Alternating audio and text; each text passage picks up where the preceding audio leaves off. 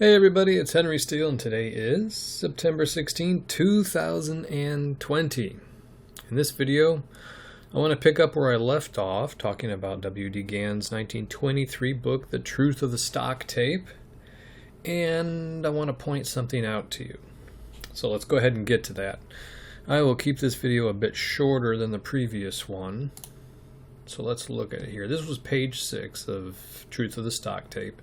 Now I was reading the second to last paragraph here. So let's go ahead and look at it again. It says, for example, United States Steel has 5 million shares of common stock, and it requires a very large volume of sales to move the stock up or down very much. General Motors has 50 million shares of common stock, and its fluctuations are confined to a very narrow range because the buying or selling of 100,000 shares will not move it more than a point, if that much, while the buying of 100,000 shares of Baldwin will often move it up or down 5 or 10 points because there are only 200,000 shares of Baldwin outstanding and seldom over 100,000 shares of stock floating in the street.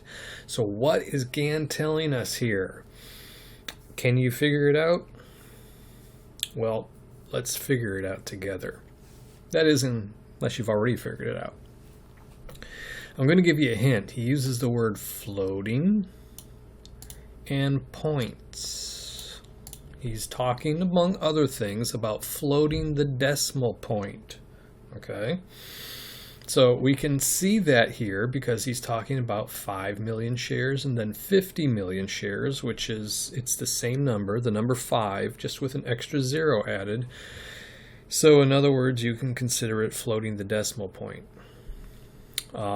Here he's talking about 5 or 10 points, half and twice. In other words, 5 is half of 10, 10 is twice of 5, so it's 0.5 to 1 or 2 to 1, however you want to look at the ratio. And then he shows you the same ratio right here. Okay, so that's part of what's being shown to you right here. Now, whether you pick up on that or not would have to do with how much you suspect that Gann's actually trying to show you something other than the surface information in the book. And it's always a good idea to go through these books and read them once or twice just to look at and understand the surface information because, like I said, it's pretty good information. But then you want to go through and go like, I wonder what he's saying. And if you don't know about numbers, mathematics, you wouldn't know about floating the decimal, or you'd be less likely to know about floating the decimal or the points of that. So that's an example of something you need to inform yourself on. In other words, you need to learn about mathematics. So an idea like floating the decimal is something that is already in your mind, because if you don't know about it, then you're not going to see it right in front of you right here. Now, there's something else that goes on with this. There's a reason why he gave us 5 and 50. And you can notice, or you should notice, that he spelled this out and then use numbers for these. Okay, so there's a reason for that, just like there is in Tunnel Through the Air. Now, if we look really quickly in Tunnel Through the Air, we can see here on page 44 that Mr. Kenilworth gave Robert Gordon a check for $500 as a bonus, and also notice of an advance in his salary of $50 a month. So we have the same number here, 5, and then the same example of a factor of 10. In other words, multiplying or dividing by 10, floating the decimal. Same thing here, but we have one of the 4 points in time, or 4 points in this book, Tunnel Through the Air, where Gann writes check. Okay, and so we need to look into that a little bit. We have the same 5s right here. So Gann's showing us something that if we look at the number 5 right there, and here's our check. In other words, we find the square root. We see that the square root of the number 5 is 2.236. So let's go ahead and write that down. 2.236. Okay. Square root of the number 5. Now, he's giving us the number 50. right? 50 million shares. So 50, finding the square root of 50 is 7.071. All right, so let's just go ahead and write this down first, 7.071. All right. So because the number is changing from 5 to 50, the square root changes, quite obviously. Now if we go up by 10 again, so we take 5 by, multiply it by 10, we get 50. We take 50 and multiply it by 10, we get 500. And find the square root of that, we see that it's 22.36, which, if we look back here, is the same 4 digits, 2236. The only difference is the decimal has been floated to right here, so it's 22.36. And then if we go back and multiply 500 by 10, we get 5,000. And if we find the square root of that, we see that it's 70.71. So it's 70.71. So what's happening here is we have a number sequence, 2 of them. And as we go up by a factor of 10 in a number, in this case the number 5, we bounce back and forth between these 2 number sequences. Okay? 2236, 70, 71, 2236 just goes back and forth. So a factor of 10 is between the number sequences of the square roots that we're looking at, and a factor of 100 is between the same number sequence. Okay, so in other words, 5 times 100 is 500, and that's the square root of 500. 50 times 100 is 5,000. So I'm sure you can understand that by now. Okay, so these fluctuations that we're finding in the square root, going back and forth, creating these number sequences, it's the square root we find the number sequence. And this works for the number 2, the number 3, the number 4, all the way up, okay? So the number 5 is special though. Okay, so let's look at why 5 might be special. So if we look at just a 2-digit precision, and all that means is we round it to 2 digits, we see that the first one, the square root of 5, is 22.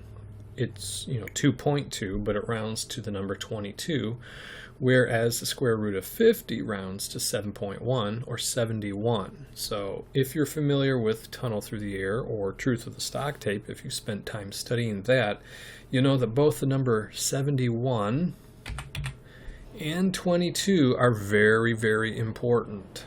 So if we take 71 and subtract 22 from it, we get the number 49. And we should know by now that 49 is a very important number to Gann. Okay.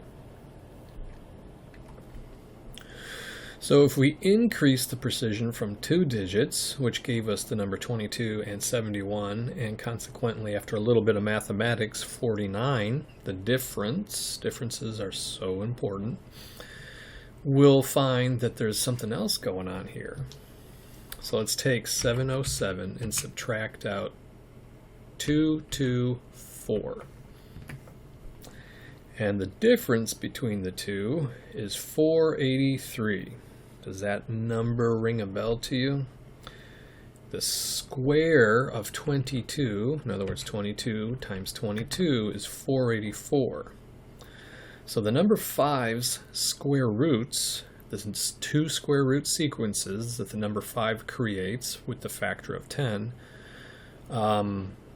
has a precision of 3 digits, has the square root of 22 as its difference. And what that means is this first number, which rounds to 22 at 3 digits, 223, but rounds to 22, is the square root of the difference.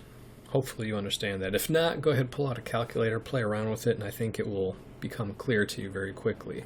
And the number 5 is special because it does that. Try that with any other number and see how far away you get from actually being able to accomplish that. So the number 5 is special, not only because it's the middle number, It's the halfway point, the 50% mark of all numbers, 1 through 9 or 1 through 10, however you want to count it, 0 through 9, 1 through 10, whatever. But the numbers that have value, 1 through 9, 5 is right smack in the middle of it, and it produces this interesting mathematical phenomenon that is actually quite important. So anyway, that's what I wanted to go ahead and show you in this particular video. And like I said, I'm going to keep this video shorter because I'm sure all of you just thoroughly enjoy listening to me drone on and on for half an hour. But anyway, so I will do another video later, maybe in a week or two, on Truth of the Stock Tape, and we'll continue through this book to find some different things that Gann's put in there, and hopefully be inspirational to you to be able to help you figure out some of the underlying information that's in here. But one of the main points of this, besides showing you the floating points and fluctuations going on here, and there's more information about what I showed you packed into here that you can probably figure out relatively easily, but is to show you that Gann, once again, has given us 5 and 50. He gave it to us here. Actually, technically, he gave it to us here first, and then gave it to us in tunnel through the air again. So he's showing us the same thing, but it's hidden slightly differently. And in this particular instance, he actually gives us the 500 first, and then the 50, right? So in one place he gave us 5, square root of 5 is that, and then 50, square root of 50 is that. In this place he gave us 500, which has the same number sequence as 5. And then he gives us 50, which of course has the same number sequence as 50. So he's giving us the number sequences in the same order here. So anyway, I'm going to go ahead and end the video here. Hopefully it was helpful to you in some form or fashion, and I will talk to you in the next video.